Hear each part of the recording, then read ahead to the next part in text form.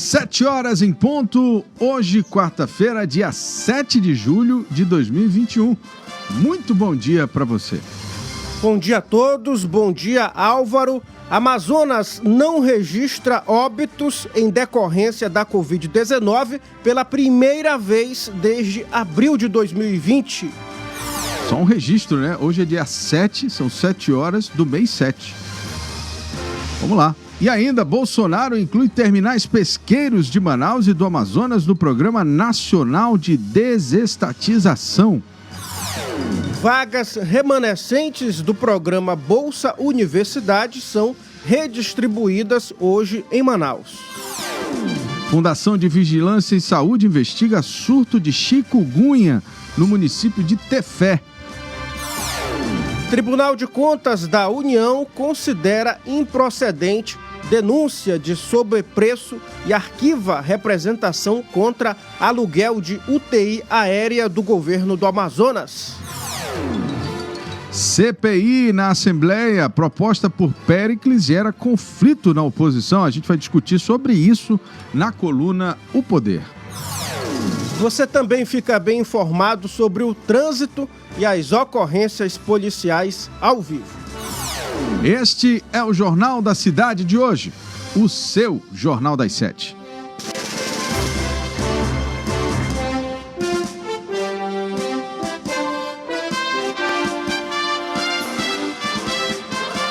As notícias da cidade de Manaus. Polícia, emprego, comunidade, as últimas informações do Brasil e do mundo. Começa agora. Jornal da Cidade. Agora vamos conferir as manchetes dos principais jornais do país. A gente vai agora com a capa do Estado de São Paulo, o famoso Estadão. Ministro agiu contra críticos. É nome de Bolsonaro para o STF. Intenção do presidente é indicar André Mendonça, advogado-geral da União, e sofre resistência aí no Senado. Dinheiro contra a pandemia bancou gastos de militares.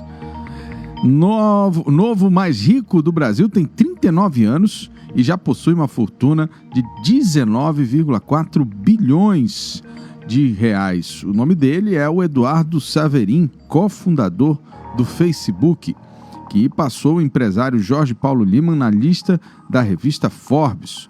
No mundo, ele é o 95º mais endinheirado do planeta. São Paulo fica perto de ter mais apartamentos que casas. Mourão promete 12% de queda no desmate. Brasil e Argentina decidem a Copa América. União quer vender os Correios. Procuradoria-Geral da República contesta a forma. Economia quer cortar subsídios para reduzir o imposto de renda na pessoa jurídica. Essas foram as manchetes do jornal Estado de São Paulo. Muito bem, agora vamos conferir os destaques do jornal Folha de São Paulo, que traz como manchete principal: SP tem indício de transmissão local da variante Delta. Homem infectado com cepa mais temida do coronavírus diz não ter viajado, o que indica contágio comunitário. E ainda aqui entre os destaques, na capa do jornal, Bolsonaro fala em indicar Mendonça ao Supremo. Jair Bolsonaro declarou ontem, durante reunião ministerial, que pretende indicar André Mendonça, chefe da AGU, Advocacia Geral da União, para a vaga no Supremo Tribunal Federal, a ser aberta com a aposentadoria do ministro Marco Aurélio Mello, que completa a idade limite de 75 anos em 12 de julho. E ainda, Barros é acusado de simulação financeira para ocultar 2 milhões de reais. A Receita Federal acusa Ricardo Barros, do PR do Paraná, líder do governo na Câmara, de ter montado engenharia com empresas para simular operações financeiras e não ter comprovado a origem de depósitos bancários que somam 2,2 milhões de reais. Vamos a Minas Gerais, com o estado de Minas sem energia. Enquanto o debate sobre um possível racionamento energético assombra cada vez mais os brasileiros, a Grande Belo Horizonte, como chamada Grande BH, convive com uma usina fantasma às margens da BR-262, em Juatuba. Essa é a palavra certa, é o nome da cidade. O combustível que esvazia o seu bolso, postos aplicam de imediato. Alta das refinarias e gasolina passa dos R$6 com previsão de efeito dominó. E eu gostaria de acionar até a nossa equipe para saber se os postos de gasolina do estado do Amazonas já estão praticando o reajuste dado ontem. Normalmente esse reajuste ele demora um tempo até a próxima compra, né? A próxima distribuição em alguns postos. Se já foi aplicado e se esse valor, com certeza, já ultrapassou os R$6, o que seria uma marca histórica, porque eu acho que a gente nunca teve gasolina tão cara acima dos R$6. E a gente precisa dar uma verificada nos postos aí. Eu peço para a equipe que está na rua dar uma verificada se está ainda com preço antigo. Acordo libera 1,5 bilhão e meio de reais para municípios. O governo de Minas Gerais e a Assembleia Legislativa lá do estado põe fim ao impasse que cercava a destinação de parte da verba compensatória da Vale, que são os royalties, e diretamente para as prefeituras. E vamos aqui, Itália chega à decisão, Neymar e Messi estão na final. Fiscal, contrato da Covaxin não foi atípico, diz aí a CPI da Covid. André Luiz Mendonça mais perto do STF. Essas foram as manchetes do jornal Estado de Minas. Muito bem, agora vamos conferir os destaques do jornal O Globo, que traz como manchete principal: Guedes quer cortar subsídios para reduzir imposto de renda de empresas. Para a alíquota cair de 25% para 15%, corte seria de 40 bilhões de reais. E ainda entre os destaques, na capa do jornal O Globo, MEC deixa sem uso 1,2 bilhões de reais para estruturar escolas. Relatório de comissão externa de acompanhamento do MEC mostra que verba destinada a preparar escolas da educação básica para a volta segura às aulas não foi usada. São alguns dos destaques aqui na capa do jornal O Globo. 7h08. Jornal da Cidade. Só o que importa.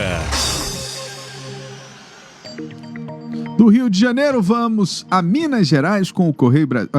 a Brasília, com o Correio Brasiliense. Melo critica Bolsonaro por boicote à urna eletrônica. Prestes a se aposentar, ministro Marco Aurélio Melo, do Supremo Tribunal Federal, aponta incoerência na campanha do presidente da República pelo voto impresso, ou auditável, como Bolsonaro costuma chamar. O presidente diz que Mendonça irá para o STF. Bolsonaro confirmou em reunião ministerial que indicará o nome do advogado-geral da União, André Mendonça, tido como terrivelmente evangélico, para a vaga no Supremo. Pressão para pôr um impeachment em discussão. O presidente da Câmara, Arthur Lira, reage à crescente campanha pelo impedimento de Bolsonaro. Temos de aprender a discutir esses assuntos com muita seriedade. Eu, de fato, concordo com ele. Acho que o impeachment é a última cartada, é o último recurso antes de qualquer outro tipo, porque é uma medida drástica, né? E ela interrompe a vontade popular. Método de ensino brasiliense ganha prêmio nacional. Técnica desenvolvida pelo professor Ricardo Fragelli, da UNB, foi criada para potencializar o aprendizado e engajar os alunos em práticas educacionais. Vacinação faz cair a transmissão e as mortes. A evolução do número de imunizados contra a Covid-19, hoje em 78 milhões na primeira dose, impactou na taxa de infecção pela doença no Brasil. Privatização dos Correios enfrenta os obstáculos legais. Parecer da Procuradoria-Geral da República afirma ser inconstitucional a prestação de serviços postais e de Correios Aéreo Nacional pela iniciativa privada. Lei para a legalização de moradias avança lá no Distrito Federal. Esses foram os destaques do Correio Brasiliense. Agora são 7h10 em Manaus. Vamos conferir os destaques do jornal 0 Hora do Rio Grande do Sul, que traz como manchete principal: endividamento no RS cresce, mas diminui a inadimplência. Percentual de famílias com dívidas subiu de 61,9% para 78,6% na comparação entre junho de 2020 e de 2021, informa a FEComércio do Estado. Já o índice de gaúchos que atrasam as contas caiu de 27,8% para 20,8% no período. E ainda, para a vaga no STF, Bolsonaro deve indicar atual chefe da Advocacia Geral da União. Em reunião com ministros, o presidente anunciou o nome de André Mendonça para ocupar a cadeira de Marco Aurélio Melo, que se aposenta em breve do Supremo Tribunal Federal. E ainda aqui entre os destaques na capa do jornal 0 Hora, esporte. Técnico interino faz mudança para o tricolor sair da crise da lanterna. Em busca da primeira vitória no campeonato, Thiago Gomes usará Wanderson como titular. Tem Palmeiras e Grêmio hoje, pelo Brasileirão, Arena do Palmeiras, às 19 horas. E também, zagueiro uruguaio é novidade colorada para vencer em casa após 7 jogos. Bruno Mendes substituirá Cuesta, suspenso, e a esperança é de mais segurança na defesa. Tem Inter contra São Paulo, também no Brasileirão, no Beira-Rio, às 21h30. 7h12. Vamos agora falar do jornal A Crítica, aqui do estado do Amazonas. Correios, intenção privatizar totalmente. Governo define modelo de desestatização e propõe não ter mais participação na empresa, que lucrou 1,5 bilhão em 2020. Judiciário, Mendonça será indicado ao STF. Bolsonaro anunciou a ministros que indicará o terrivelmente evangélico chefe da AGU. Após 3 meses de luta contra a Covid, morre o empresário Otávio Raman Neves, aos 64 anos de idade. Nós noticiamos aqui, infelizmente, ontem, o falecimento do Dr. Otávio Raman. Vacina contra a Covid-19. Interior do Amazonas terá mais 5 mutirões. Governador anuncia a mobilização do Vacina Amazonas em 5 cidades no próximo sábado. Ex-cunhada entra no radar da comissão. Andréa Vale das Rachadinhas poderá ser chamada para falar sobre indicações ao Ministério da Saúde.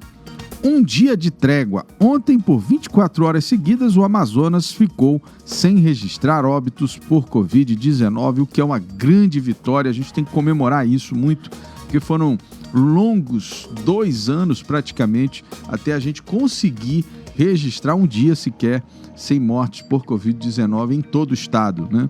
A gente não pode confundir, porque a gente já noticiou outras vezes aqui que passamos 24 horas sem mortes no interior. Depois nós noticiamos que passamos 24 horas sem mortes na capital e agora nós, felizmente, passamos 24 horas sem mortes em todo o estado, tanto na capital quanto no interior do estado. É preciso aguardar, afirma Lira, sobre o impeachment. É isso aí, são as manchetes do jornal A Crítica de hoje. O tempo hoje. Ontem teve muita chuva na capital, hoje possivelmente seja parecido. A previsão do tempo, de acordo com o Instituto Climatempo, é de sol e aumento de nuvens de manhã, pancadas de chuva à tarde e à noite, mínima de 23 graus e máxima de 30 graus. Trânsito. Muito bem, vamos agora às 7h15, falar com Edila Chaves. Bom dia, Edila. Olha, Edila, eu falei agora há pouco relacionado ao valor do combustível. Depois gostaria que você desse uma rodada aí na cidade para a gente ver se o valor do combustível já ultrapassou os R$6, como em algumas capitais, né? O aumento foi dado ontem e o que era normal é que esse aumento só fosse repassado para o consumidor, ou seja, lá na bomba, daqui a alguns dias, né? Depois que fosse feita uma nova compra pelos postos lá nas distribuidoras. Mas me parece que em alguns estados esse aumento foi aplicado de forma imediata. E aí a gente quer saber como é que está aqui no estado do Amazonas, Edila. Bom dia. Bom dia, Álvaro. Bom, infelizmente, né, nós temos essa situação aí do aumento do combustível, onde hoje o valor onde nós passamos, inclusive no momento que fomos abastecer, né, o litro estaria no valor de R$ 5,59. Passamos em alguns postos também, logicamente, já para tentar verificar e ajudar o consumidor. Olha, gente, já estão rapidamente, parece automático, né? Eles já vão ali mudando os valores. Inclusive, está sendo criado grupos onde, a partir do momento que detectarem o valor da gasolina mais acessível, porque você pensa assim, são centavos que te rende ali algo diferencial, né? Então não vamos pensar pequeno, né, gente? Lembrando que nós temos ali também a questão dos motoristas de aplicativos, ali, onde eles irão tentar fazer uma manifestação chamando a atenção para que isso seja feito. Mas, infelizmente, não é assim que funciona, né? Quem dera que se fosse apenas essa questão aí de fazer um manifesto e as coisas funcionarem. Tem que realmente haver meio legal para que tente movimentar e verificar onde que se pode iniciar o ponto para uma conversa que isso não aconteça, né? Porque está bastante alto mesmo o valor da gasolina. Para você ter ideia, passando pela Avenida Torquato e Tapajós, foi impressionante. No momento que a nossa equipe passou, nós presenciamos a cena de em torno de 15 ciclistas. 15 ciclistas, e detalhes, uns estariam inclusive fardados, viu? Fardados. O que eu achei bastante interessante, porque eles alegam o seguinte: bom, se a gasolina está cara, então vou unir o útil ao agradável, a questão da saúde com a questão também da economia. Então, olha aí, as vendas de bicicletas vão começar a aumentar, né? Começar a aumentar. Não tem outro jeito, né? Tá muito caro. Agora, Edila, como é que tá o trânsito aí? Tem algum ponto da cidade complicado? Tá tudo tranquilo?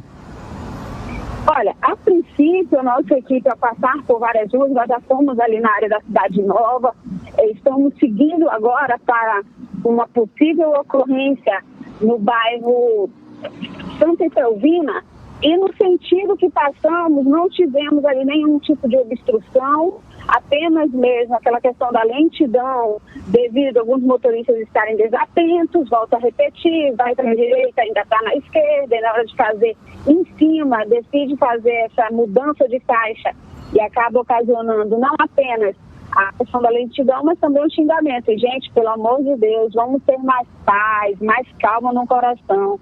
Presenciei duas cenas ali que eu estava para chegar e ungir o carro, viu? Nossa. O motorista estava muito estressado. E o pior, com um motociclista. Respira fundo, vamos tomar cuidado, ninguém sabe qual o pensamento do outro, a forma como o outro saiu de casa, né? E o motorista estava bem agressivo mesmo. Mas foi uma pequena discussão, emparelharam no semáforo e ali então entraram numa discussão. Eu estava para ir lá, olha, Álvaro, lá vou eu me meter nessa, mas é melhor não, né? Sai daí, Edila, vai, para de querer negócio de confusão, rapaz. Vai gostar de confusão assim? Nunca vi, rapaz. Bom, essas são as informações que nós temos no trânsito, gente. Hoje é quarta-feira, então todo mundo aí na calma, motorista, gasolina aumentou, mas vamos seguir em frente e venceremos. É assim que a gente leva e que Manaus venha a ser abençoada, né, Álvaro? Amém. Edila Chaves daqui a pouco volta com o resumo das notícias de polícia da noite e madrugada e também essa possível ocorrência já no início da manhã desta quarta-feira. Mas olha, eu queria daqui, antes da gente encerrar aqui o nosso quadro aqui de trânsito, dizer a você, motorista, né, você que está circulando pela cidade de Manaus, nesse momento nos acompanha, vamos ser um pouco fiscais também, né? Vamos colocar nas redes sociais os valores, vamos fiscalizar os postos, né? Eu acho que o povo tem condições hoje e ferramentas, né, para fazer uma fiscalização mais próxima dos valores, né, para a gente tentar, pelo menos, inibir ou coibir os excessos no valor do combustível. Isso é bom para todo mundo, né? Todo mundo precisa ter. E eu acho que no Busca Preço da Cefaz, o Jonathan pode até dar uma olhada aí mais tarde. Vamos mostrar daqui aí a pouco vamos mostrar os preços da gasolina, porque os postos também têm que emitir o cupom fiscal, né? E aí a gente consegue ter uma média de valores e quais são os postos que estão praticando os preços mais baratos. Mas eu creio, Álvaro, que esse valor de R$ 5,59 ainda é o antigo, né? É o valor ainda é o antigo, né? Apesar de ser caro, mas ainda é o antigo. 7h21. Trânsito.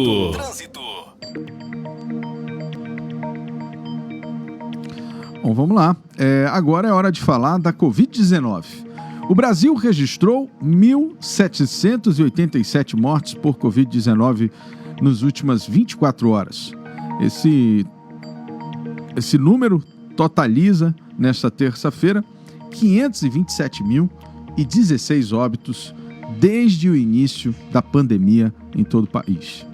Com isso, a média móvel de mortes nos últimos 7 dias chegou a 1.577. Em comparação à média de 14 dias atrás, a variação foi de menos 19% e aponta tendência de queda.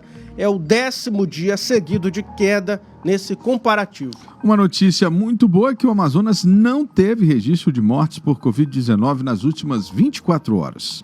Pela primeira vez desde abril de 2020, segundo a Fundação de Vigilância em Saúde do Amazonas, doutora Rosemary Costa Pinto, é o novo nome da FVS. Exatamente no dia em que foi oficializado, né, o novo nome. Que prêmio, né? De acordo com os dados da FVS divulgados nessa terça-feira, apesar de zerar as mortes, foram registrados 719 casos da doença nas últimas 24 horas.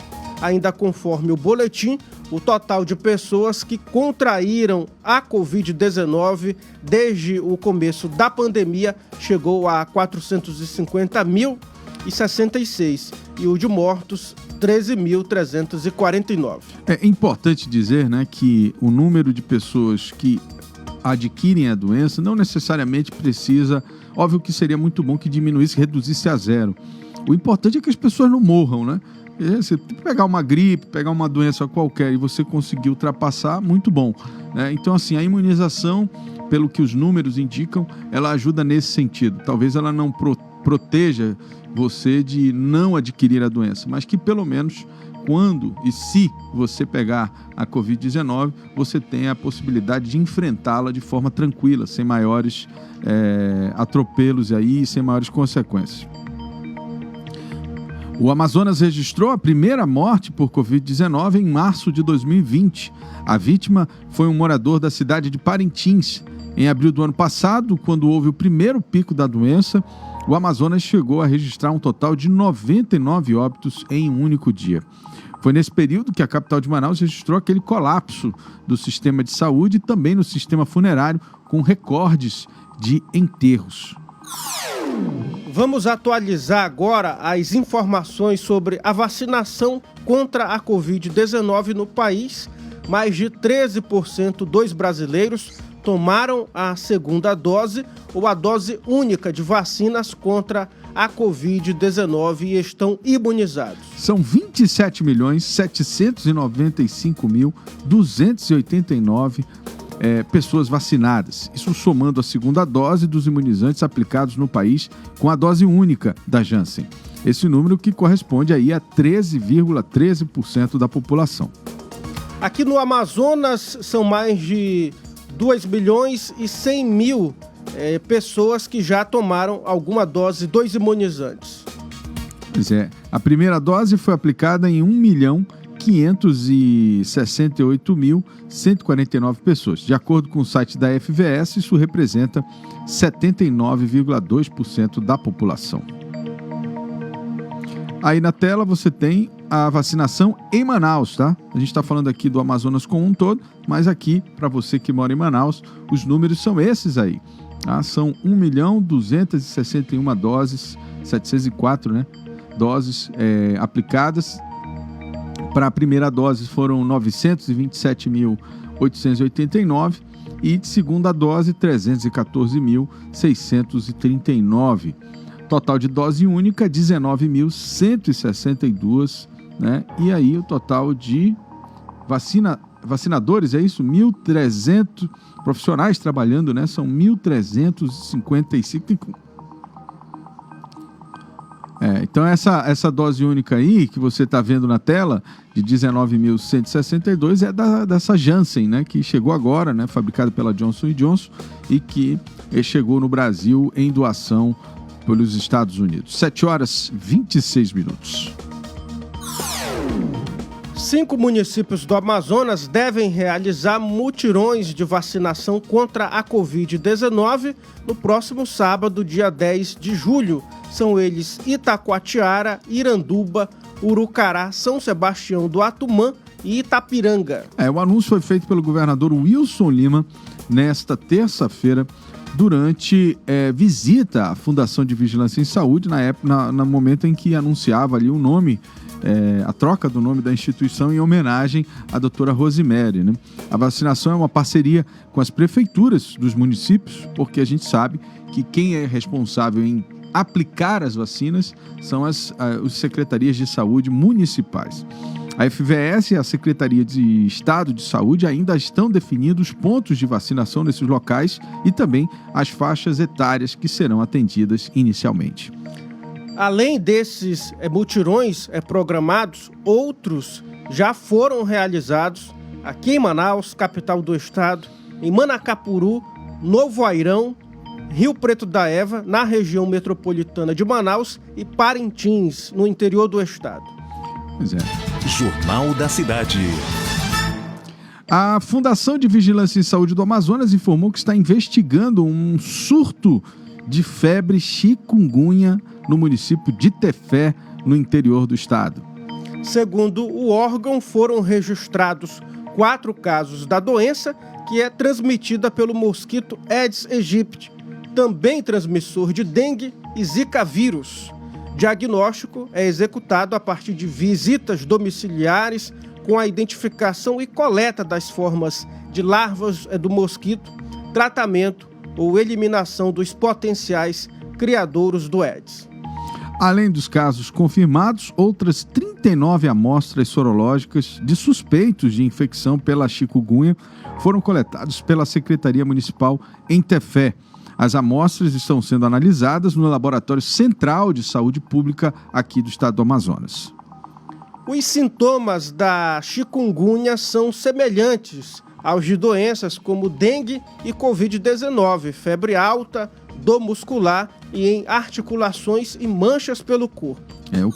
Obviamente, o que dificulta, né, o diagnóstico, tendo em vista que nós estamos vivendo intensamente ainda na nossa cabeça o problema com a Covid-19. Então fica tudo misturado, que é muito mais complicado. Mas isso é parte desse período na Amazônia, de muitas chuvas, de subida das águas, enfim, tem uma série de complicações que favorecem esses tipos de endemias. Candidatos que formam o cadastro reserva do programa Bolsa Universidade. Atenção, você que está no cadastro reserva do Bolsa Universidade. Você pode concorrer a mais uma chamada da seleção. A Prefeitura vai redistribuir as vagas que sobraram e que ainda estão disponíveis do processo seletivo do ano de 2021-2022. O período de remanejamento terá início a partir das 14 horas de hoje, portanto 2 da tarde. Para participar desta fase, o candidato deve acessar o site do Bolsa Universidade no endereço sgbu.manaus.am.gov.br por meio de login e senha de inscrição e seguir as orientações. As bolsas de estudo disponíveis são as de 50%. Os candidatos têm a opção de escolher qualquer curso ou turno disponíveis independentemente de suas preferências nas etapas anteriores, ampliando a oferta das bolsas ao número máximo possível de pessoas. A previsão para a divulgação do resultado dos classificados na fase de remanejamento é o próximo dia 16 de julho.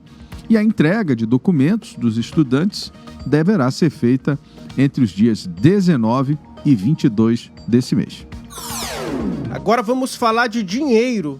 Está liberada a partir desta quarta-feira a retirada em dinheiro da terceira parcela do Auxílio Emergencial 2021 para os trabalhadores nascidos em maio. O dinheiro foi creditado para este grupo pela Caixa Econômica Federal no dia 23 de junho, em contas poupanças sociais digitais.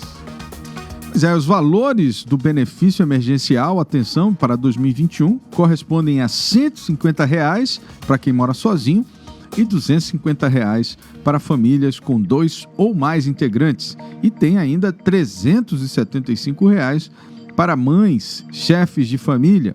Desde o dia 23, a quantia podia ser movimentada só pelo aplicativo Caixa Tem. Jornal da Cidade. Os terminais pesqueiros públicos de Manaus e do Amazonas, incluindo naqueles do país, também foram incluídos nessa terça-feira no Programa Nacional para Privatização, depois da publicação do Diário Oficial da União, assinado pelo presidente Jair Bolsonaro. Pois é, o Bolsonaro também incluiu no plano os terminais pesqueiros de Aracaju, de Belém, de Cananéia, Natal, Santos e também terminal pesqueiro lá de Vitória. Vamos trazer agora atualizações das informações sobre a maior cheia da história do Amazonas. O Rio Negro continua descendo, agora de forma mais acelerada, realmente vazante, né? Agora é vazante, tá baixando, o pessoal agora pode inclusive ter um pouco mais de tranquilidade de que não ficará pior do que estava, né? Vai só melhorando à medida em que o rio vai baixando.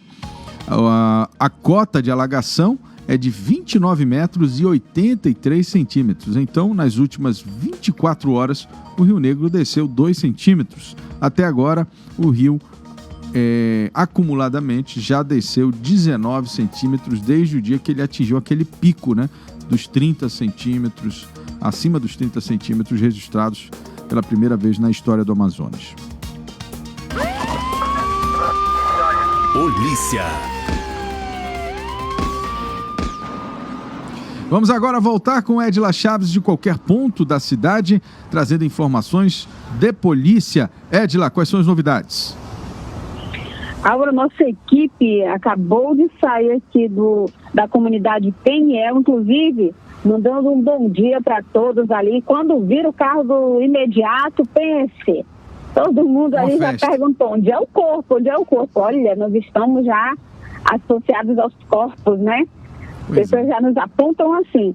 Bom, a ocorrência que nós viemos verificar seria o caso de uma agressão, né, entre homem e mulher. Segundo o que haviam passado para a polícia, que um homem estava tentando matar sua esposa.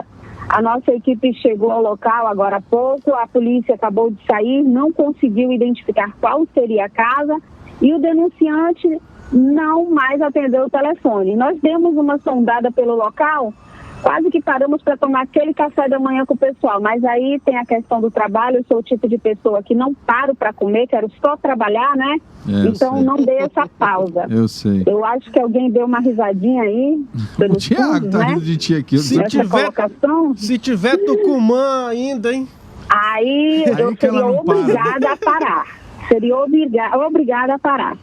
Bom, e o que nós temos durante as ocorrências de ontem policial foi o caso onde um jovem, ele, ao tentar ajudar a família e capinando o terreno atrás da casa de sua mãe, de sua propriedade, infelizmente, durante ele estar capinando ali, ele começou a receber umas certas retaliações e durante a manhã de ontem, ele acabou por ser alvejado, viu? Não sabemos ainda a atualização do estado de saúde dele, mas ele conseguiu empreender fuga. Agora, o que chama a atenção disso são 2 pontos, Álvaro.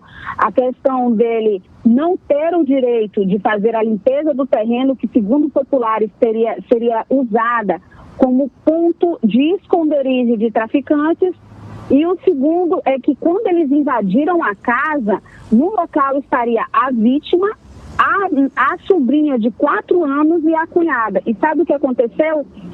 A própria criança, Álvaro, acabou por nos relatar aqueles momentos onde ela não somente viu homens armados, como viu seu tio levando disparo de arma de fogo. Isso é que a gente repudia, né? Não somente a violência, mas a questão disso na presença de crianças. É um absurdo isso. O outro fato é do tapeceiro, o seu Francisco da Conceição Pena, que foi assassinado na rua Alexandre Amorim, ali no bairro Nossa Senhora de Aparecida. Isso por volta de meio-dia.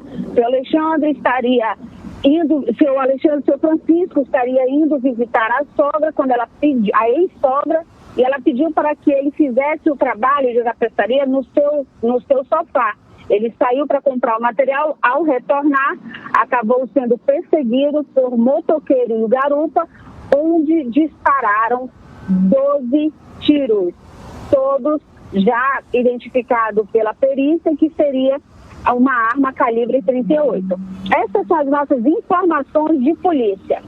Obrigado, Edila Chaves, 7h36. A Edila que continua agora no seu plantão da manhã, trazendo todas as informações ao vivo, em tempo real, de qualquer ponto da cidade, através do site imediato e também das nossas redes sociais, no Instagram e também no Facebook, aqui, por esse canal que você está nos assistindo nesse momento. 7h36. Obrigado, Edila.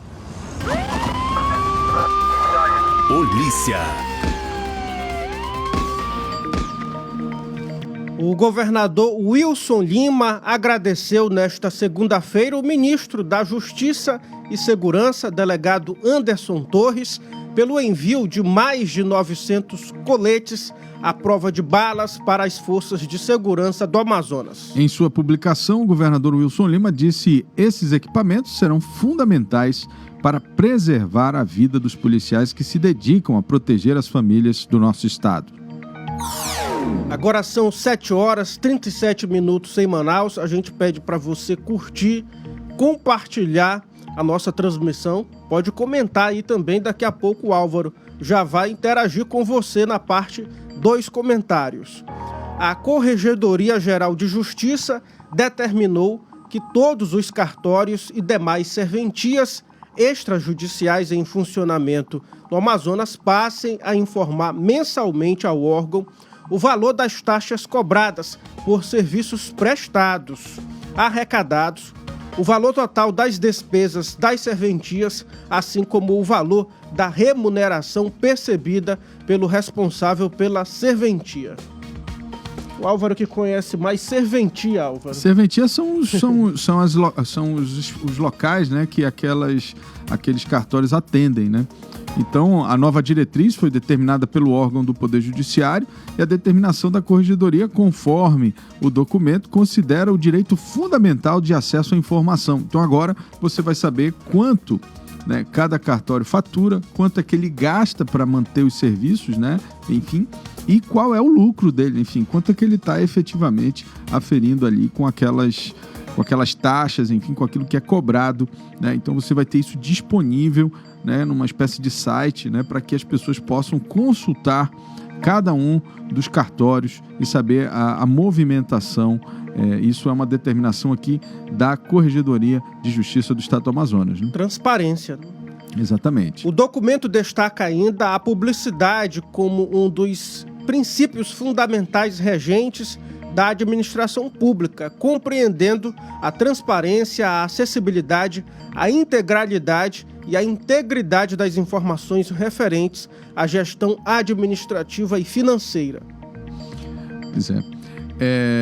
Para cumprir a nova determinação, os cartórios e demais serventias extrajudiciais deverão, de acordo com a orientação da Corregedoria, preencher até o quinto dia útil de cada mês um formulário específico e disponibilizado aí pela Corregedoria tem um link na matéria que está publicada no site O Poder. Então, os cartórios entram todo mês, clicam lá, preenchem esse formulário e mandam para a corregedoria. Muito bem, agora são 7h40. Olha, Álvaro, durante sessão da Assembleia Legislativa do Amazonas, o deputado delegado Péricles, do PSL, propôs a criação de uma comissão parlamentar de inquérito, CPI, distinta da CPI proposta pelos deputados Wilker Barreto e Dermilson Chagas, ambos do Podemos, e que já conta com 7 assinaturas. Tal atitude provocou uma série de discussões entre os parlamentares de oposição, dividiu os parlamentares na casa. Vamos discutir sobre isso na coluna O Poder com o Bruno Mazieri. Opoder.com com Bruno Mazieri. Bruno Mazieri já está na linha? Bom dia, Álvaro. Bom dia, Thiago. Bom dia a você que nos acompanha aí nesta quarta-feira. Pois é, vamos falar agora de política. Ontem a expectativa, Bruno, e a gente falou disso aqui, era de que 2 deputados assinassem a CPI da pandemia, né? A 3ª ou 4ª investigação já relacionada à pandemia, que o Legislativo tenta abrir, e me parece que acabou surgindo uma nova CPI, né? Quer dizer, além de terem a intenção de abrir uma CPI para investigar novamente os casos de saúde, ontem parece que o deputado Péricles fez um pedido para uma nova CPI, só para o pessoal entender. Estavam colhendo assinaturas para uma CPI e, de repente, o deputado Péricles apresentou um pedido para uma nova CPI. Então, tem 2, né, CPIs ali colhendo assinaturas para que elas aconteçam, né, Bruno? Explica isso para a gente, por que disso tudo.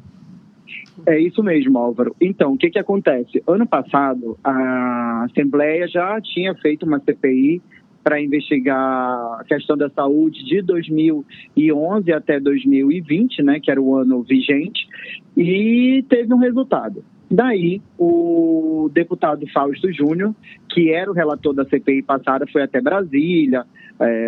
Quem ouve a gente diariamente sabe, acompanhou como foi que se deu a participação dele por lá. E quando ele voltou, a proposta de uma nova CPI foi feita. Teve a adesão de 7 assinaturas, incluindo todos os deputados de oposição, o deputado Wilker, o deputado Dermilson e o deputado Fausto, inclusive. E aí que só faltava uma assinatura, que havia a possibilidade de ser do deputado Serafim Correia e do deputado Sinésio, né? Haveriam 2. Pois bem, ontem basicamente estava tudo certo para que os 2 deputados assinassem a CPI proposta pelo deputado Wilker e pelo deputado Dermilson, quando o deputado Péricles surgiu com a proposta de uma nova CPI. O que acontece? Para ele, há que se investigar a crise do oxigênio, né? Então, esse é o fato que tem que ser investigado. Já os deputados Dermilson e o deputado Wilker querem investigar os contratos da saúde, algo que já foi feito no ano passado. Então, começou aí uma divergência entre os deputados de oposição. E isso acarretou numa série de discussões, Álvaro. Inclusive, o deputado Péricles falou que não queria usar a CPI para fazer política, como era o caso do deputado Dermilson, e que não dá para se fugir do fato determinado, que foi a questão da crise do oxigênio. Pois é, aí vamos lá, a gente volta ao que a gente estava discutindo ontem, né, Bruno? 2 coisas que eu acho que são importantes. A primeira é a crítica que a gente estava fazendo ontem à CPI da pandemia, que era como estava sendo chamada a CPI que foi proposta lá em janeiro, eu acho, janeiro, fevereiro.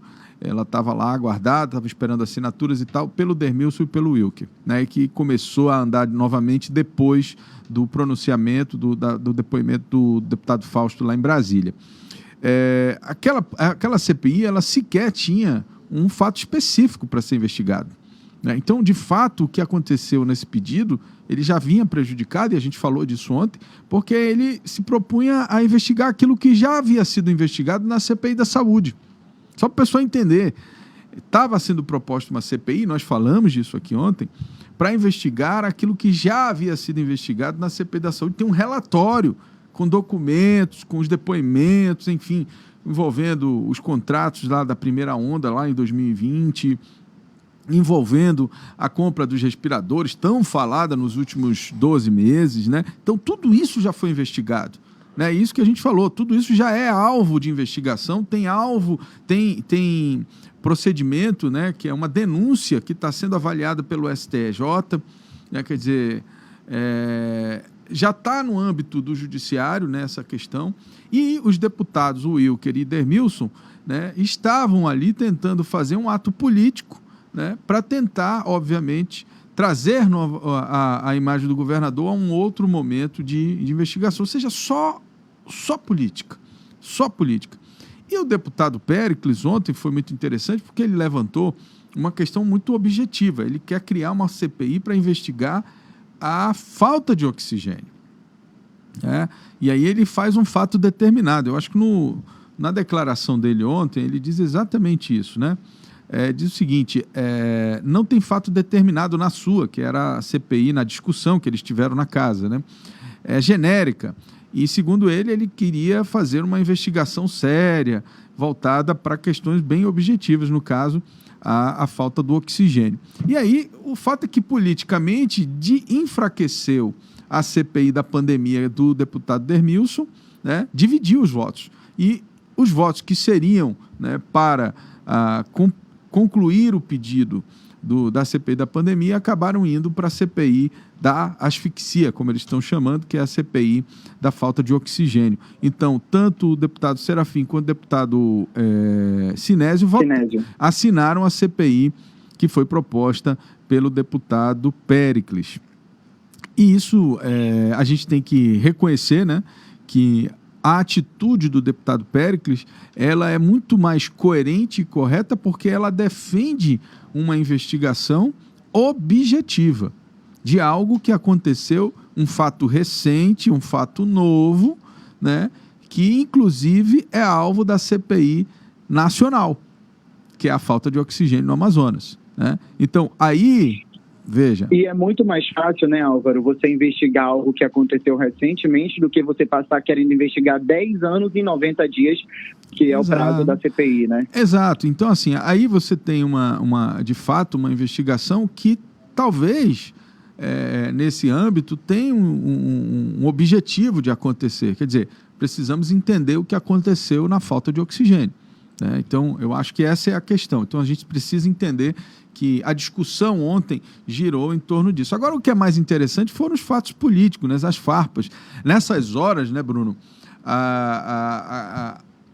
perde-se um pouco, digamos assim, a parceria, né, e começam. Então, o Dermilson atacou o Péricles, né, dizendo que era uma manobra e tal, e o Péricles devolveu isso para ele, não foi, Bruno? Devolveu, Álvaro, e disse, inclusive, que o deputado Dermilson está ligado ao senador Eduardo Braga e ao ex-governador Amazonino Mendes, com o intuito, né, de já, pensando nas eleições de 2022, que é algo que a gente sempre fala por aqui, que a gente está sempre comentando. Então, assim, nesse momento em que há essas duas propostas de CPI, há um racha numa oposição que até então se mantinha muito unida, né? E aí o deputado Dermilson faz essa acusação, como você bem disse, dizendo que o deputado Péricles está querendo fazer uma manobra. Em contrapartida, o deputado Péricles rebate aí as acusações contra ele, dizendo que ele não é ligado aos caciques políticos, como é o caso do deputado Dermilson. E aí ontem, mais ou menos, o deputado Wilker aparece ali como pacificador daquela situação, né? Como um super bonder da oposição, tentando fazer com que não houvesse um racha e que não houvesse aí motivo para especulação entre os deputados que formam a base de oposição contra o governador Wilson Lima. E aí é interessante a gente mostrar, porque assim, a verdade ela sempre aparece, né? Essa é uma máxima que é interessante, porque essa briga só expôs aquilo que a gente fala há muito tempo, né? É que alguns deputados estão, e isso é perfeitamente compreensível dentro do âmbito, quando a gente fala de política, é que alguns deputados eles não estão agindo em favor do povo, eles estão agindo com objetivos políticos muito claros, né? Então, e é bom que isso venha de dentro, né? Uma declaração dessa venha de dentro do grupo de oposição. Quer dizer, não é um defensor do governo que está falando, é um opositor ao governo que está dizendo, olha, deputado, o senhor está defendendo interesses políticos aqui do ex-governador e senador Eduardo Braga e do grupo político do ex-governador Amazonino Mendes. Então, assim, está muito claro que essa discussão ontem só reforçou uma coisa que é fundamental o povo entender. Não há um interesse claro, e o Bruno, é bom porque o Bruno falava disso há pelo menos umas 3 semanas, que não há interesse dos políticos em descobrir verdades ou responsabilizar efetivamente os culpados por eventuais problemas na pandemia. O objetivo é desgastar realmente a imagem e aferir lucros políticos, né? E causar um impacto na eleição do ano que vem, né, Álvaro? Exatamente. Que esse, de fato, é o objetivo. Então, assim, ontem ficou muito claro isso, né, nessa discussão. Agora, a gente precisa realmente destacar que a posição do deputado Péricles naquele momento foi muito coerente, muito sensata, né? Quer dizer, estava se caminhando para anunciar uma CPI da pandemia no Amazonas, tendo uma CPI da pandemia nacional, depois de ter sido investigado, ter sido concluída uma CPI da saúde há menos de um ano, né? Quer dizer, não faz o menor sentido isso a gente falou amplamente ontem aqui, né? Ficar investigando as mesmas coisas 3, 4, 5 vezes, né? E vou repetir. Porque aquilo que a gente falou, parece que vai investigar até encontrar algo que aquilo que os membros dessa comissão querem, né? Tipo assim, enquanto eu não encontrar o que me satisfaça, eu vou continuar investigando. Né? Exatamente. E aí, veja, aí vai para a Polícia Federal. Só para lembrar, a Polícia Federal esteve na casa do governador Wilson Lima 4 vezes. 4 vezes. Quer dizer, eu entendo o seguinte, né? Se há um crime e se é tão latente como tentam dizer, não é possível que em 4 vezes indo na casa da pessoa, pegando celular, quebrando sigilo, fazendo todo tipo de investigação, porque, veja, não é só visitar a casa do cidadão. Quando a polícia vai, ela quebra sigilo bancário, telefônico, ela pega as informações, vai em pessoas relacionadas àquela pessoa, ela não pega só os dados daquela pessoa especificamente. Então não é possível, né, que a gente vá viver essa instabilidade, que é disso que a gente está falando aqui, o tempo inteiro, só por interesses políticos, né? A gente precisa, eu vou repetir, a gente precisa respeitar o Estado Democrático de Direito. As pessoas que estão no poder hoje, em qualquer estado, município ou no âmbito federal, foram eleitas pelo voto popular, sejam elas quem forem, do seu gosto ou não. E, além disso, Álvaro, a gente não pode permitir que a ferramenta, né, que eu costumo chamar de ferramenta do impeachment, seja usado quando a Assembleia bem entende, ou quando, se não a cada 2 anos, 1 ano, a gente vai mudar de governador. O tempo inteiro. Sempre que alguém se sentir insatisfeito, vai haver um impeachment, um processo de impeachment, e isso gera uma instabilidade política e até mesmo econômica, não somente no Estado, mas no país, de uma forma geral, extremamente nociva, porque os impactos, por exemplo, do impeachment da ex-presidente Dilma Rousseff foram sentidos durante muitos meses. Essa questão do possível impeachment do presidente Jair Bolsonaro também. Então, assim, é uma reação em cadeia. As pessoas precisam Agora é interessante, né, Bruno? Eles foram eleitos e, por isso, merecem terminar seus mandatos, a não ser que, obviamente, algumas atitudes, né, sejam extremo, aí embasadas para que haja o processo de impeachment. Agora, é interessante você levantar isso, porque ontem o presidente da Câmara, eu acho, ou foi do Congresso, falou exatamente isso. Há uma pressão muito grande para a instauração de um processo de impeachment lá contra o presidente Bolsonaro, e é muito claro que o objetivo ele é político, né, Bruno? Não tem materialidade suficiente. Quando a gente diz materialidade, a gente está falando de provas concretas que sustentem um pedido de impeachment para o Bolsonaro nesse momento, como não tinha para Dilma. Agora, o que é mais curioso é que quem está enveredando pelo mesmo caminho é o pessoal da esquerda, né, que viveu isso há 3, 4 anos atrás, né, viveu esse processo, né, naquele momento eles não conseguiram segurar a força, não sei se você lembra, já existia um movimento popular muito forte, né, o brasileiro foi para as ruas e tal, né, coisa inclusive começou bonita. Em 2013, né, Álvaro? Exatamente. Então ali foi um movimento que era insustentável, era impossível de se conter, porque emanava do povo. né? Mas mesmo assim não havia, no meu entendimento, do ponto de vista técnico, já falei isso várias vezes e falo isso para todo mundo que me pergunta, né? Não havia elementos para fazer o impeachment da Dilma, e mesmo assim fizeram. Então, assim, é muito curioso você ver membros da esquerda defendendo esse mesmo tipo de atitude agora, né? Eles acabaram de ser alvo, né? A mesma coisa você não ter um julgamento justo, né? Quer dizer, reclamaram tanto das provas, do julgamento do Lula, e agora estão querendo criar uma situação de crime de um contrato de vacina que sequer foi pago, né, Bruno? Quer dizer, a gente precisa entender que o crime ele precisa existir para você poder responder. Precisa existir uma materialidade. Materialidade, né? Quer dizer, uma coisa é você negociar, o teu gerente, não sei o que, negociar uma coisa ali, né? E outra coisa é você pagar, receber. Cadê? Quem foi que recebeu o dinheiro da Covaxin? Né? Quem foi o cidadão que recebeu o recurso da vacina vendida? Quer dizer, não tem, porque não houve isso. Né? Não havia assinatura do ex-presidente Lula na compra do apartamento. Exatamente. Lá em São Paulo. É disso que eu estou falando. Né? O Brasil precisa evoluir nesse sentido, porque nós temos leis e nós temos mecanismos legais para responsabilizar as pessoas de acordo com aquilo que está previsto em lei como crime. A gente não precisa ficar querendo inventar roda. A gente só precisa respeitar os limites da lei, né? Se há materialidade, se há alguma coisa, você vai responsabilizar, a pessoa vai ter que responder por aquele crime, né? Se não há, amigo, desculpa, você pode odiar a pessoa, mas você não pode querer transformar isso num problema para todo mundo. Porque, veja, como você falou, Bruno, o impeachment não é bom para ninguém. É uma interrupção, né? Então, esse mecanismo ele tem que ser avaliado pela sociedade, né? A gente não pode ficar usando isso para qualquer coisa. Isso é muito perigoso, né? Isso é muito desgastante para o processo democrático. Veja, as pessoas tem gente que ainda não enxergou, mas essas pressões, esse esticar da corda o tempo inteiro, uma hora ela arrebenta. Uma hora esse contrato social arrebenta, a gente vai perder valores constitucionais importantes e, meu amigo, ninguém sabe nem como vai ser isso. Nós já vivemos um estado de exceção há um tempo atrás, exatamente muito fruto dessas pressões de grupos, de correntes ideológicas, né, que geraram uma instabilidade no país a ponto de acontecer o que aconteceu.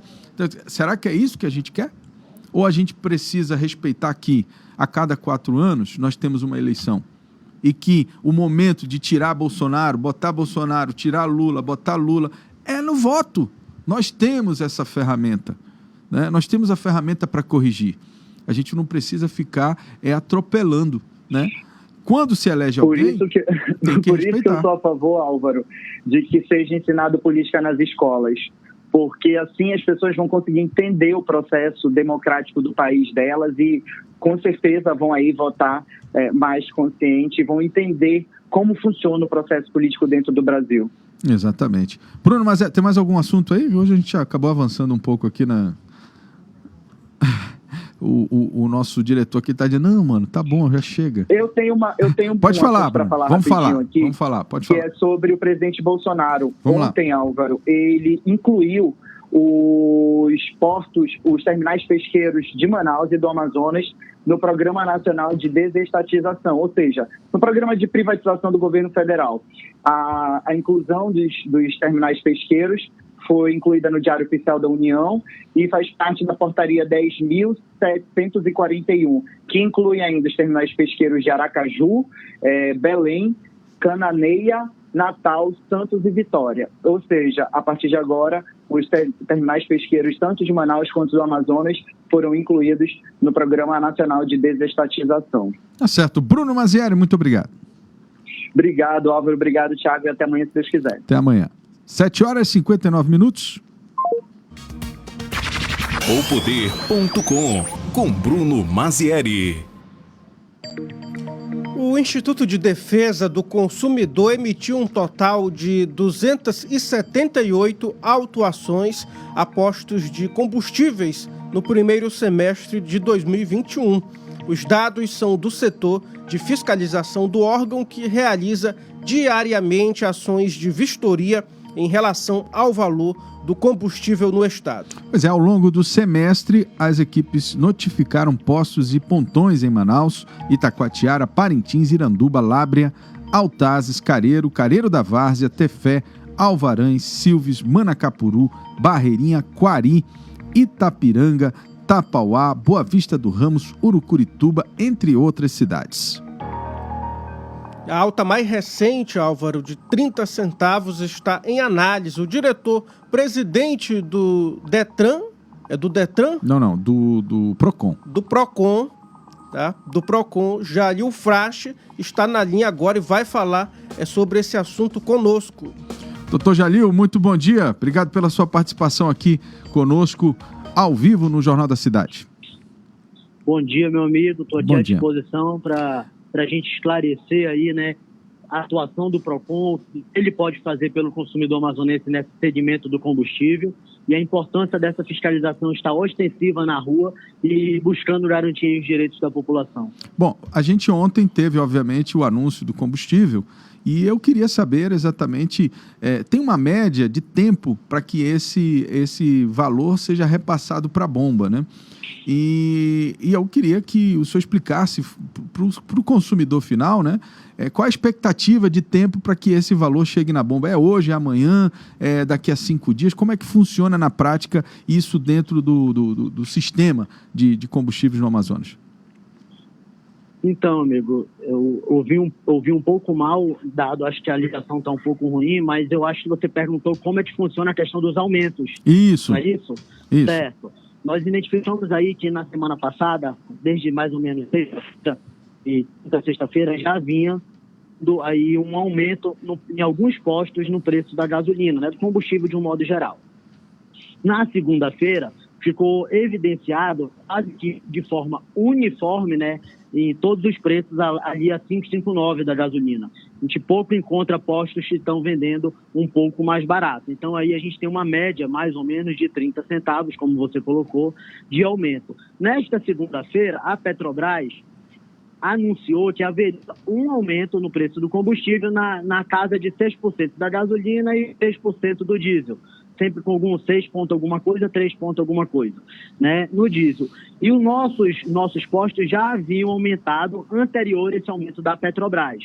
Primeiro ponto, o Procon se preocupa com isso por quê? Porque nem todo aumento pode ser considerado abusivo, isso é um fato. Mas um aumento sobre o outro aumento, ele recai aí sobre uma prestação onerosa ao consumidor. E isso daí sim pode ser considerado abusivo. Eles podem ter tido um aumento agora com a Petrobras, mas o estoque deles é o estoque antigo. Isso. Entendeu? A gente tem aí uma média de 5 dias de estoque, a depender do posto mais. Então, assim, isso é possível ser comprovado mediante a apresentação de notas fiscais, é certo. Se um posto emite aí, sei lá, na casa de 10 mil notas, 5 mil notas, 3 mil notas, 1.000 notas por dia, e fazer uma análise disso requer bastante tempo. E tempo hoje é uma coisa que nós não temos tanto assim, porque nós temos aí na casa de 300 postos na capital, praticando a gasolina 5,9, né? E a gente tem que percorrer todos, tem que verificar todos. Então aí a gente tem uma média de fiscalização semanal na casa de 50 a 60 postos. Uma pesquisa de preço é realizada em 58 postos em média. Esse monitoramento através da pesquisa de preço nos dá um panorama do mercado que está aqui sobre minha mesa, que irei até apresentar aí para os motoristas por aplicativo, que haverá uma reunião aqui às 9 horas da manhã com as lideranças. A gente vai estar aí acompanhando aí, a gente vai estar aí acompanhando. Agora, presidente, deixa eu só tirar uma dúvida. Então, veja, os postos no Amazonas, na verdade, já haviam aplicado um aumento na semana passada e o Procon estava acompanhando. Esse aumento é relativo a alguma coisa da Petrobras, mas foi simplesmente um aumento dos postos. Ele não havia... Foi simplesmente um aumento que eles procederam com esse aumento. Nós acreditamos, ainda a gente está em fase de análise, mas para a recuperação de faturamento. O que isso quer dizer? Nós identificamos que alguns postos estavam ali com faturamento no limite, alguns estavam tomando prejuízo e outros não, porque tem um maior volume de compra, tem um contexto. Agora, vou pedir para a produção botar aqui a tela do Busca Preços da Cefaz, porque na Cefaz, com base nas notas fiscais emitidas, eles conseguem mostrar o preço que está sendo praticado em todos os postos. Eu acho que eu tenho aqui, pode tirar a nossa imagem, botar a imagem do Busca Preço aí, para a gente poder mostrar para a sociedade o que o presidente do PROCON está falando, que os preços ficaram praticamente todos iguais na semana passada, já com esse aumento, né? Que ainda não foi justificado, mas foi um aumento, foi repassado para o consumidor. E agora tem um problema para os postos, né? Que é justificar esse novo aumento, não é isso, presidente? Eles vão ter que justificar agora a aplicação desse novo aumento da Petrobras, né? Isso, a gente também, olha só, ocorre também porque não segue, o mercado ele não segue uma lógica como a gente espera que siga.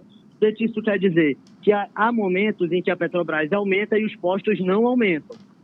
E há momentos que a Petrobras não aumenta e os postos aumentam. Só que nesse momento ocorreu uma duplicidade. É possível que eles aumentem? Sim, não podemos enganar os consumidores. Nosso papel é informar e não prestar desinformação. Eles podem aumentar? Podem, mas pode ser também que eles não aumentem o combustível, pois já aumentaram anteriormente. Então, há aí sim essa possibilidade, porque se nós formos pegar o acumulado do ano, nós já temos aí mais de 40% de aumento na gasolina no ano de 2021 e no diesel aí também cerca de 30%, 40%. Então, há aí sim valores numéricos significativos que aumentam o preço do combustível. E é importante que a população entenda principalmente uma coisa: o posto do combustível é com quem nós, consumidores finais, temos contato. Exato. Mas ele não é o único elo da cadeia. Existe a refinaria, a distribuidora e os postos. A refinaria vende para a distribuidora, que vende para todos os postos, né? Mas olha, essas distribuidoras têm também o seu lucro e sua margem de lucro aí a ser observado. Olha, a gente está olhando aqui no site Busca Preço, não sei se o senhor está conseguindo acompanhar conosco aí na transmissão, mas assim, é impressionante, né, que os preços eles são praticamente... Volta para o início aí, ó, se tem 5,59, por exemplo, é uma rede de postos, assim, de vários postos, né? Imagino que não sejam do mesmo dono, alguns até talvez sejam, mas outros não, mas assim, muitos deles praticando o mesmo preço. E eu lembro, na minha época já de repórter, pelo menos de 10 anos atrás, das investigações relacionadas a cartel, né? E esse cenário não é muito similar a uma prática de cartelização, presidente? Olha, a gente aqui no PROCON Amazonas tem uma dificuldade de dois aspectos em relação a esta pauta, que é o cartel especificamente. O cartel, ele é um crime contra a ordem econômica, então ele tem aí toda uma especificidade e órgãos competentes para investigação desse crime. Certo. Em âmbito administrativo, nós temos o CAD, que é o que faz a defesa da economia popular. É um órgão federal que tem aí toda a estrutura para fiscalização de cartel e dumping. E nós temos aí as polícias e ministérios públicos com as suas competências investigativas. Agora, a uniformização dos preços no preço bomba realmente é um indicativo, né? O que leva o consumidor e ao leigo a crer que há, sim, a presença de um cartel que esteja aí dominando o mercado. Agora, afirmar que há um cartel, a gente só pode afirmar quando tem provas, porque isso é considerado um crime.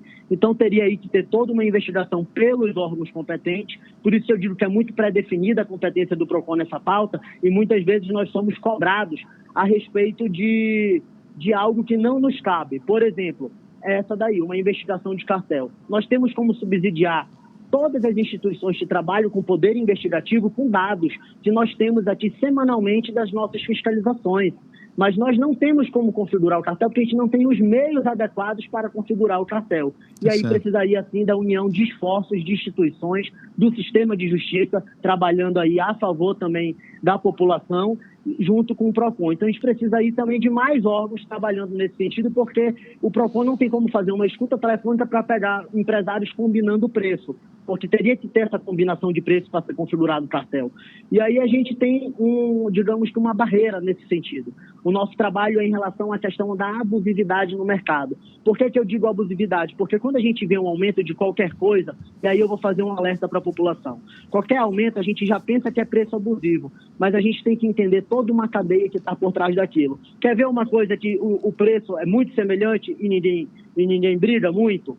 Arroz, água, feijão. Se você for no supermercado, varia muito pouco o preço também. Mas ninguém está ali naquela guerra. Por quê? E arroz e feijão é essencial à nossa vida. A água é essencial à nossa vida. A questão da gasolina é mais complexa, dada essa cadeia complexa que está envolvendo aí a comercialização desse produto e da falta também, muitas vezes, de transparência dos agentes econômicos com a população. E aí a gente teria aí sim que ter os donos de postos abrindo, né, o jogo. A gente vê muitas vezes eles culpando a tributação, eles culpando alguma coisa, mas nunca é deles a culpa. Será que eles nunca têm culpa? A gente também tem que ter essa reflexão como cidadão, né, e exigir assim, mais transparência por parte deles. Eu costumo dizer, meu amigo, o PROCON ele não demoniza, ele não criminaliza a atividade econômica, ao contrário, o nosso papel é ajudar no desenvolvimento do país, fiscalizando, fazendo com que seja eficiente, transparente e tenha boas práticas de consumo, porque as boas práticas de consumo, ela eleva o mercado de consumo a um patamar maior. Então a gente não pode permitir que haja nocividade no mercado de consumo, esse é o nosso papel. E para isso que a gente está aí na rua trabalhando e conta com o apoio da população, porque a população vir manifestar contra a atividade do PROCON, sendo que o PROCON não mexe no preço do combustível, como de nenhum outro produto ou serviço, ele acaba aí favorecendo o próprio grupo empresarial, porque quem tem qualquer capacidade de movimentar preço no mercado de consumo é o próprio empresário. O nosso papel não é mudar o preço, o nosso papel é fazer uma análise do preço com base em documentos. Então nós temos aí toda uma lei que rege a atividade pública e aí a gente tem que trabalhar sempre observando essa lei. Bom, Jalil Frast está nos conversando conosco aqui, falando sobre esse tema polêmico, que é o aumento do combustível.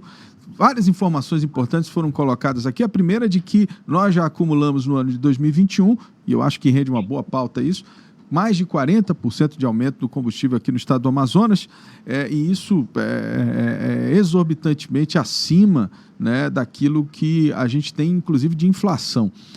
O segundo ponto importante, né, é dizer que o Amazonas já vinha reajustando esse preço, os postos já vinham reajustando esse preço antes desse aumento que foi concedido pelo governo federal ontem, né? Então, é preciso monitorar para saber se, mesmo com o aumento da semana passada, que não tinha relação com o aumento dado pelo governo federal, os postos vão repassar também esse aumento que foi concedido ontem, né? Então, são duas situações aí que a gente precisa observar. E hoje, né, às 9 horas, já vai ter uma reunião com o segmento dos aplicativos que vivem, né, o seu insumo principal é o combustível, né, que é o pessoal motorista de aplicativo. Eles vão se reunir com o PROCON para saber de que forma o PROCON pode ajudar nessa fiscalização dos postos aí, para que a gente não tenha preços abusivos, porque eu imagino que não é bom para ninguém a gasolina acima dos R$6, não é isso, presidente? Com certeza, ninguém ganha. Eu também sou consumidor, todos nós somos consumidores de combustível, né, que temos veículos, precisamos nos locomover. Quem não tem veículo, indiretamente é consumidora também, é consumidor do combustível, porque pega o transporte coletivo, pega um motorista por aplicativo, um mototáxi, um taxista, enfim. A gente está procurando reunir a categoria com base na sensibilidade que nós temos com o impacto financeiro que tem na vida deles o aumento de qualquer combustível. E aí eu busco falar aqui que nós já fizemos 278 notificações só em postos de combustível no ano de 2021. Olha o número, 278. Então temos aí uma equipe do PROCON praticamente trabalhando apenas para notificar postos. Nós temos aí menos dias do ano do que notificações feitas. Então aí a gente tem um trabalho incansável nessa pauta. As notificações, elas geram relatórios conclusivos para os órgãos de controle, é importante falar isso. Às vezes não tem elementos que fundamentem a aplicação de uma multa, porque precisa ter elementos pré-definidos para a aplicação de multa, como está na lei, mas não quer dizer que não há problema no mercado de consumo. E aí todos os relatórios estão produzidos, estão prontos para serem enviados para os órgãos de controle. Nós estamos aqui sempre buscando fazer pontes, construir pontes e abrir portas para isso vai para o Ministério Público, presidente? Isso tudo vai para o Ministério Público, essas informações? Sim, nós estamos em tratativa para enviar, porque estamos com uma dificuldade especificamente na questão do protocolo, porque nós temos muitas mídias e nós não estamos conseguindo carregar no sistema. Mas isso está aí sendo corrigido e em breve estará aí protocolado no Ministério Público do Estado. Conversamos aqui com o presidente do PROCON Amazonas, Dr. Jalil Frast. Muito obrigado pelas informações, obrigado pela participação aqui no Jornal da Cidade. Esse tema que é relevante demais para o cidadão, para todo mundo que depende do combustível. Eu acho que quase tudo na vida hoje, na vida moderna, tem influência do preço do combustível. Obrigado pela sua participação e boa sorte aí no trabalho do Procon. Jornal da Cidade. 8h14. Pois de acordo com o site Busca Preço da Cefaz, Álvaro, o menor valor da gasolina comum está no menor preço de R$ 5,45 em um posto no centro da cidade. Pois é, e o preço máximo é de R$ 5,59, como a gente viu agora há pouco, né? Muitos postos praticando exatamente o mesmo preço. Para conferir tudo isso, é só acessar o site aí, Busca Preço da Cefaz. São 8h15 no estado do Amazonas. Momento do Esporte, com Carlos Eduardo Souza.